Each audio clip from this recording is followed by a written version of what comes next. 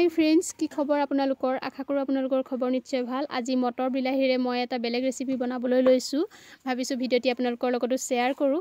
ৰেচিপিটো বনাবৰ কাৰণে মই ব্যৱহাৰ কৰিছোঁ কেঁচা মটৰ কেইটামান, আদা নহৰু আৰু জলকীয়া, লগতে মই ধনিয়া গুটি কেইটামান দি মিক্সিত গুড়ি কৰি ল'লোঁ। তাৰপিছত মই এটা চৰিয়াত 3 কাপ আটা ল'লোঁ আৰু আটাখিনিৰ লগতে মই তাতে মিক্সিত গুড়ি কৰি ৰখা মটৰৰ গুড়িখিনি দি দিলোঁ। আৰু সেই মিক্সি বাতিটোতে মই আকৌ বিলাহী, পিঁয়াজ গুড়ি কৰি লৈছোঁ। বিলাহীৰ গুড়িখিনিও মই তাতে আটাখিনিৰ লগতে দি দিছোঁ।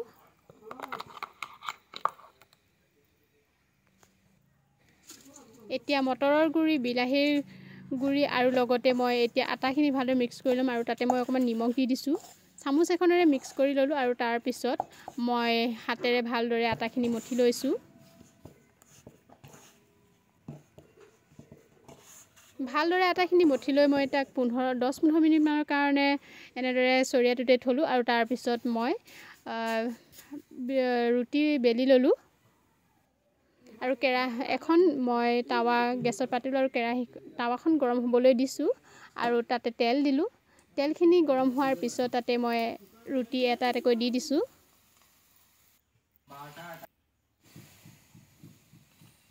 ভিডিঅ'ত অৱশ্যে মই অকল 2টা ৰুটিহে বনোৱা দেখাইছোঁ, কিন্তু মই কেইটামান তেল দিয়া বনাইছোঁ আৰু কেইটামান তেল নিদিয়া বনাইছোঁ।